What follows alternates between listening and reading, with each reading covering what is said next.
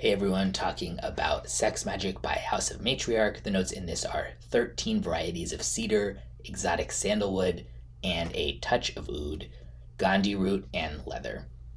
Woodsy and leathery in a very captivating way if you like those notes, and I do like leather and I often like woods. I like them together here.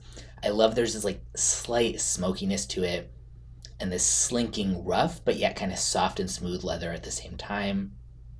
Despite there being 13 varieties of cedar here, it doesn't go like old cedar chest and doesn't smell boring or like typical at all, which is sort of how I sometimes think of cedar being.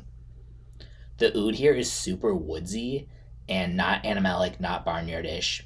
It's the type of oud to me where I would think you might not even know it was in here if you didn't read it. And I don't like oud and I'm not getting any of that usual aspect that I dislike. Totally recommend if you like woods and leather, but the one thing I'll say about the name, it doesn't smell sexy to me, and that's a sentiment that seems to be shared by pretty much everybody I know who's smelled it, and from what I've seen in a lot of reviews. Not that it couldn't possibly come across as that on anyone, like it's not like, oh, this is so the opposite of sexy, but just in and of itself, it's not something that I would have smelled and been like, thinking this was like explicitly like a sexy scent, because I don't use that label lightly with fragrance like some people do. I really like mean it, that it comes across that way and not just like, oh, this is kind of nice or something.